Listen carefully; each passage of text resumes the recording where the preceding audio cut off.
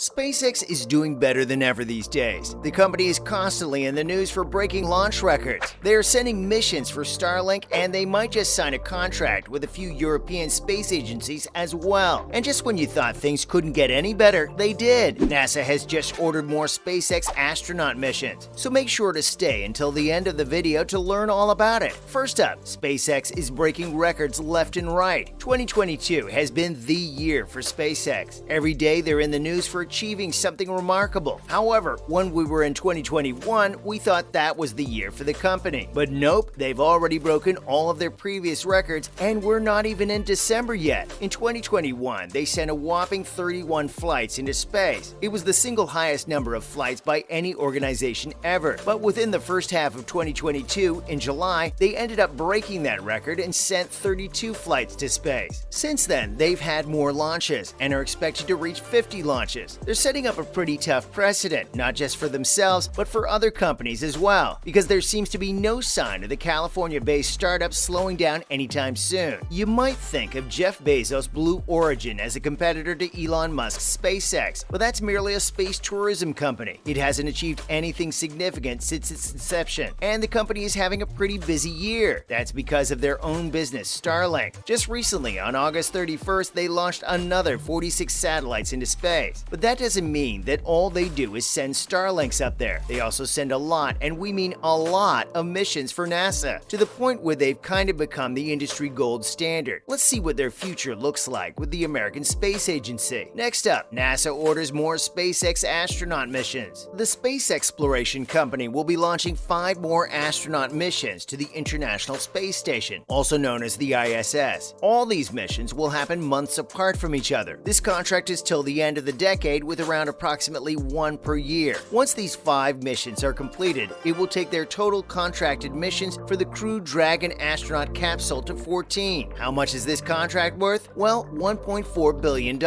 Yes, that's a billion with a B. And that's just the tip of the iceberg. Back in 2020, NASA awarded SpaceX more than $3.1 billion to fund the development of Crew Dragon. Then a year later, in 2021, NASA awarded a contract to SpaceX for a whopping $2.9 billion. It was so that they could use Starship to take astronauts from lunar orbit to the surface of the moon. These are just 3 examples, but there have been countless other contracts that NASA's given out to the company. If we started talking about them, boy oh boy, this video would be hours long. You guys get the gist though. The partnership between the two entities goes way back, and it seems like it'll stay that way in the future. On top of all that, how successful both the companies are may just depend on each other. Moving on, let's discuss some more details about these missions. As we've already mentioned, NASA awarded SpaceX $1.4 billion. That's almost $300 million per mission. So what's so special about them? Let's find out. These missions will modify the existing commercial crew transportation capability contract. These additional flights will allow NASA to maintain an uninterrupted U.S. capability for human access to the space station until the year 2030. It's worth noting, though, that SpaceX is not alone. They're also planning to use the airplane manufacturer Boeing, but we'll get to that in a couple of seconds. NASA has stated that for the Crew 10, Crew 11, Crew 12, Crew 13, and Crew 14 flights, the price is firm and fair. It's $300 million.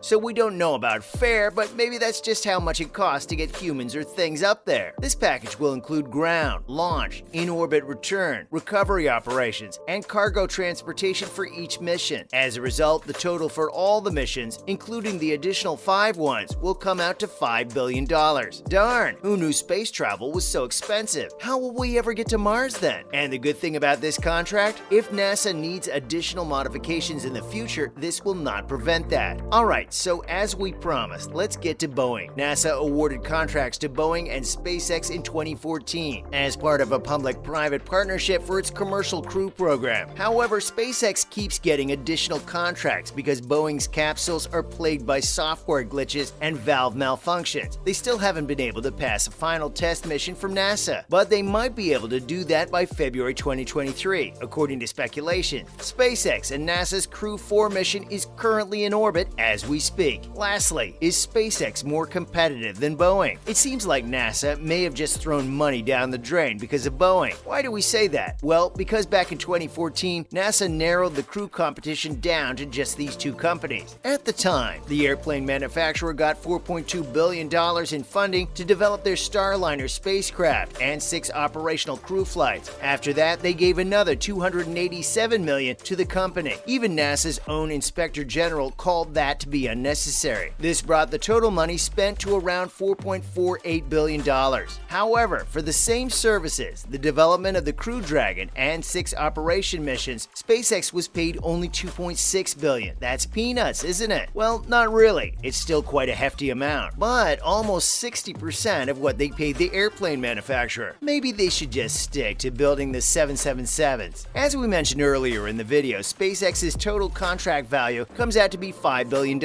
That's also a hefty sum, but the services that they're providing are more than twice of Boeing, and this contract goes all the way to 2030. With that out of the way, folks, let's talk about some other things happening in the world of space exploration. After all, it's a wonderful time for all these advancements. Other news. First, when do we reach Mars? Is solar better than nuclear? Here on Earth, there's a clear winner: nuclear. Solar is a great option too, especially for your home, or if you'd like to build an all-green charging station for your EV. But nothing beats nuclear power, because with solar, you need a lot of space to place those panels. Now, your house may be able to manage that, but what about an apartment complex or an office building? We'll need loads and loads of land to just power one building. But if you're on Mars, solar might just be your best bet. According to research done at UC Berkeley, the high efficiency, lightweight, and flexibility of the current technology means that photovoltaics could provide us with all the electricity we need for a permanent settlement on Mars. The analysis found that solar would be perfect, but there's a risk of sandstorms. So the energy that's produced, some of it will need to go to batteries and the production of hydrogen to provide power during the night. Alright, let's go. Who's excited to be living on Mars soon? Let's learn more about how going to space is not rocket science. It's chemistry as well. Let's start with the first process of it all: combustion. The mixture of fuel and air needs to be ignited to give the rocket enough thrust to be able to provide the thrust. But the most we need is chemistry to sustain life out there. We all know how breathing works. Oxygen in, carbon dioxide out. Simple. But what happens in sealed environments? Because CO2 is quite deadly in large quantities. Well, there are scrubbers. These scrubbers contain lithium hydroxide, which then captures CO2 through simple acid-based chemistry. And well, that's how we breathe easily up there. Finishing up, will we get faster internet on cruise ships? Cruise giant Royal Caribbean has teamed up with SpaceX using its Starlink system to offer fast internet at sea. Guests usually have to pay for the internet, and of course, when you're in the middle of nowhere, the connection is absolutely terrible. The partnership will enable more high bandwidth activities such as video streaming. Oh, and hey, maybe all the work from home folks can now finally take a cruise without taking a single day off. Actually, this WFH thing is why they're taking this step, because COVID-19 really messed up the travel and tourism industry. Cruise ships were one of the hardest hit businesses. Now they gotta make up for their losses and come up with creative ways to make more money than ever before. Well, that's all we have for you guys today. So do you guys think Boeing will ever catch up to SpaceX? Or will they just stay where they are? Let us know all your thoughts in the comments section below. Don't forget to like and subscribe if you enjoy this video. See you guys next time. Bye.